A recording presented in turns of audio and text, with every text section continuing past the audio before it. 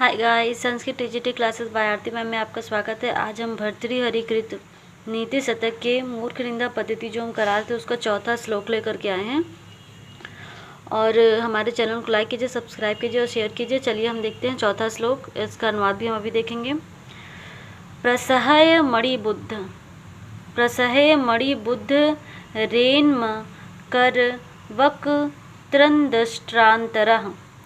प्रसहय मणिबुद्धरेन्द्र कर वक्त्रंदष्ट्रांतरः।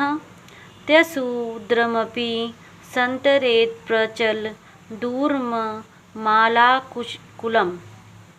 भुजंगमपि कोपितं शिरसि पुष्पबद्धारये। नन्नतु प्रतिनिष्ठ मूर्खजन चित्तमाराध्यते। फिर से हम देख लेते हैं। प्रसहय मणिबुद्ध रेन्म करक वक्त्र दृष्टांतरा। तस्मुद्रमपि संतरेत् प्रचल दूर्मि मालाकुलं। भुजंगमपि कोपितं शिरसि पुष्पबद्धारये। नन्न तु प्रतिनिष्ठ मूर्खजन चित्तमाराध्यते। इसका अनुवाद है, बहुत ही इम्पोर्टेंट श्लोक है, इसका अनुवाद देख लीजिए। कोई चाहे तो मगर के मुंह से हाथ डालकर उसके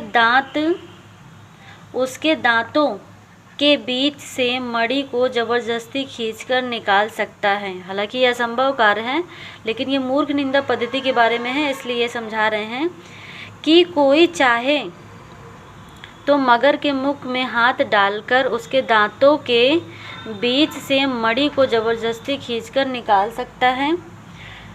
लहराती तरंगों से उमड़ते समुद्र को हाथों से तैरकर पार कर सकता है। अपने सिर पर क्रोध से जलते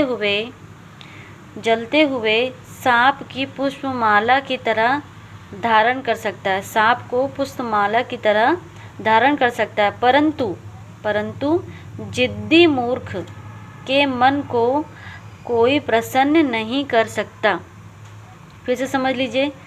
कोई चाहे तो मगर के मुख में हाथ डालकर उसके दांतों के बीच से मणि को जबरदस्ती खींचकर निकाल सकता है। लहराती तरंगों से उमड़ते समुद्र को हाथों से तैरकर पार कर सकता है। अपने सिर पर क्रोध से जलते हुए सांप को पुष्पमाला की तरह धारण कर सकता है, परंतु जिद्दी मूर्ख के मन को कोई प्रसन्न नहीं कर सकता है। उसके बाद हम ये पांचवा देख लेते हैं श्लोक। लभेत सिक्तासु तैलमपि यत्नतः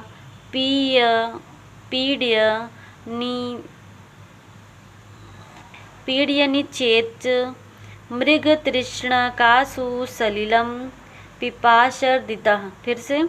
लभेत सिक्तासु तैलमपि यत्नतः पीड्यनिपेच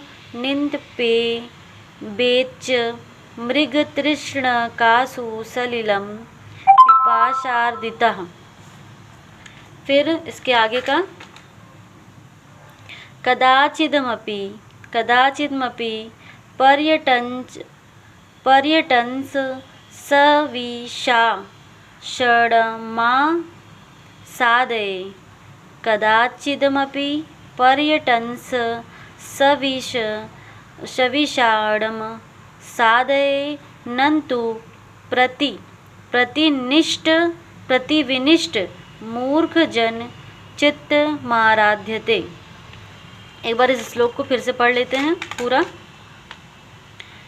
लभेत सिक्तासु तैलमपि यत्नतः पीड्यनिवेच मृगतृष्णकासु सलिलं पिपाशार्दितः।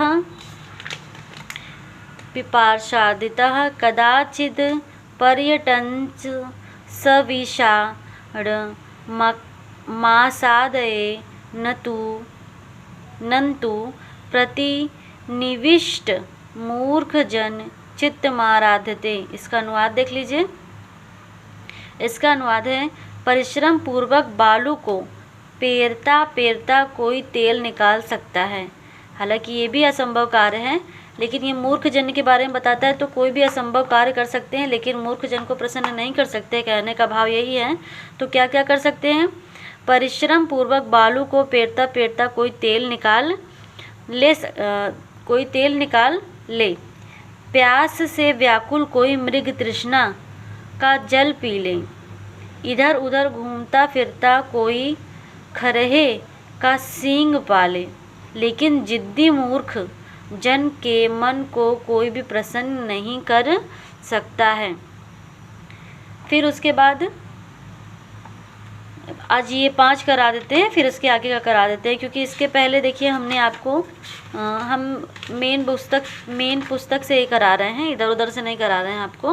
तो मैंने मंगलाचरण आपको करा दिया, फिर मैंने आपको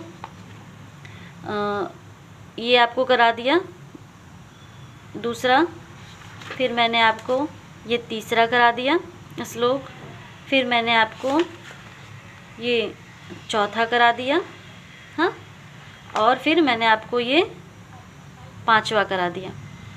तो अब 6वां हम अगले वीडियो में देखेंगे, ठीक है।